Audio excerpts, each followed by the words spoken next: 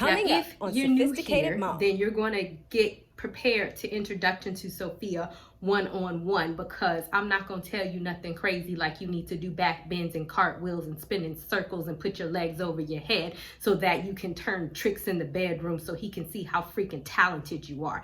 Not happening. Dedication, preservation, take a look inside your salvation. Do every good work, it takes patience, like a butterfly. Transformation. Hi, Sophie here, back with another video. If you are new to my channel, then go ahead and subscribe, right?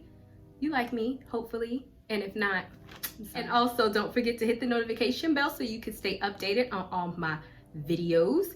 And don't forget to check the description box, because I always put a lot of stuff in there, like all of my products, including my book for single women, which if you're watching this video, you might actually want to have, because what I'm going to be talking about is what to do when a man don't appreciate your behind, okay? So, ladies, let's get real, because I am all about your value, right? And basically that means that women, we have a bad habit of trying to overperform or trying to figure out why a man doesn't appreciate us despite our best efforts, despite how awesome we are, despite us being the woman worth more than rubies, which I have a video on, by the way. I'll put that in the description box. And we cannot understand why this man just does not see our worth. Now, if you're new here, then you're going to get prepared to introduction to Sophia one-on-one, because I'm not going to tell you nothing crazy like you need to do back bends and cartwheels and spin in circles and put your legs over your head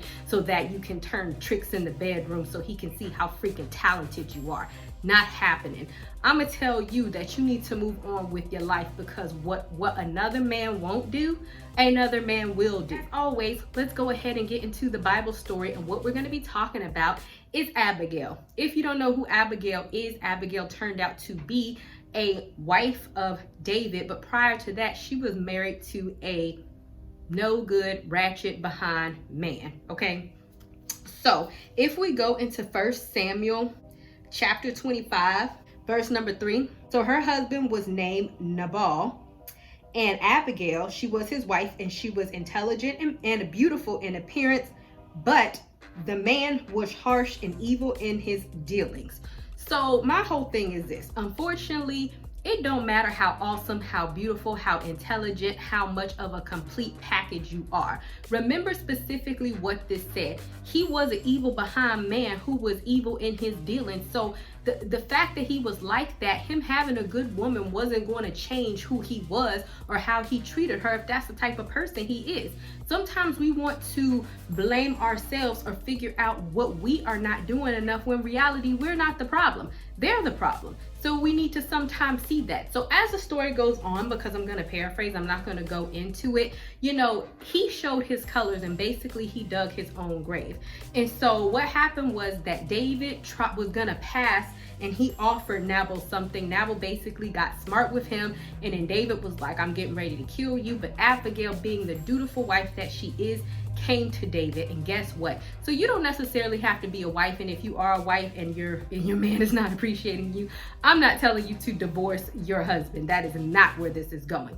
But what I'm saying is remember, like I said, what another man won't see, another man will. Because as soon as Abigail came to David, because she was being a dutiful wife and she was trying to help her husband, David immediately saw her worth. So if we go down to 33, and here's what David said to Abigail: and blessed be your discretion and your discernment, and blessed be you who has kept me from the bloodshed this day, from avenging myself by my own hand. So basically he was saying, oh wow, you know what?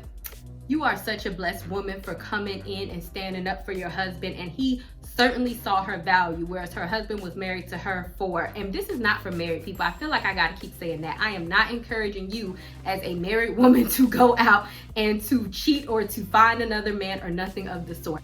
That is not what I'm doing. But the second point that I actually want to bring up is that if a man is not appreciating you, you have to trust and believe that God is orchestrating you to interact with the man who will. And the way that you know the difference between Nabal and David is that one is appreciative of what she has to offer, while one is freaking evil. Because as soon as she went back home and she told Nabal, her husband, what happened, he got very sick. So understand that, and I have a video on this, that why are you trying to hang on to people that God is trying to tear away? Oftentimes God will give you an indication like, yo, you're not supposed to be in this situation and you need to bounce. I have something better for you. So why are you wasting your smartness, your beautifulness, and your intelligentness on somebody who does not appreciate you when I have prepared and have shown you a future person who does? So this probably is not going to apply to your situation, because God is probably not going to strike your man dead, because this is what happened to Nabal. So in 37 it said, but in the morning when Nabal was sober and his wife told him these things, his heart died within him, and he became paralyzed, helpless, and like stone. And about 10 days later, the Lord struck Nabal dead. So I'm not saying, like I said, your person is going to die, but you have to understand that there's always indications that God is trying to pull you out of a situation. Now, in this case, Abigail didn't have no choice but to let go, because, you know, he died. And in this particular instance, Abigail was going to be faithful to her husband, because God is not going to condone, even though he evil, you cheating on your husband. I'm not saying that. But what I'm saying is that, you know, if there is a betterness for you, God can point you to that direction. And he can also do extravagant things to be like, hey, wake up, you need to go, you need to bounce, you need to bounce. Because as soon as Nabal died, if you go down to verse 39, when David heard that Nabal was dead, he said, bless the Lord.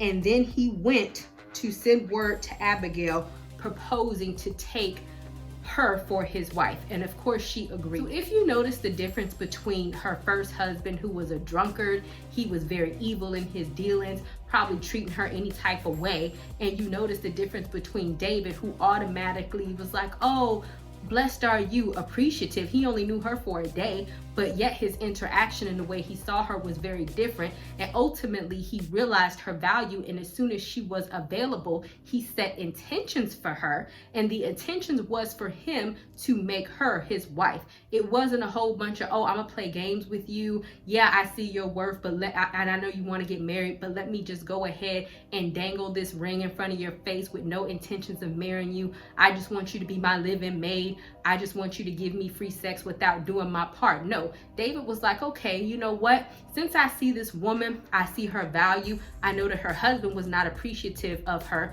Thank you, God, for moving him on out the way. Now I can go ahead and make my intentions known to this woman, so I can go ahead and make it official and make her my wife. And see, that's what real men do. So my point is this: you cannot always concentrate on men who are not appreciative of you and always try to put it back on yourself. That is an eternal issue that they have within themselves as to why they are treating you like X, Y, and Z, especially when you know that you are like Abigail, and you are capable, and you are beautiful, and you are willing to go above and beyond like she was, because David was getting ready to kill Nabal, right? And she went to go save her husband despite the fact that he was a freaking evil behind man. And so it's like, you know, you can't sit up here and continuously blame yourself for what a man won't do. If this is not your husband and you are dating him, oftentimes it's best to just move on with full faith, right? That God is going to bring you somebody better.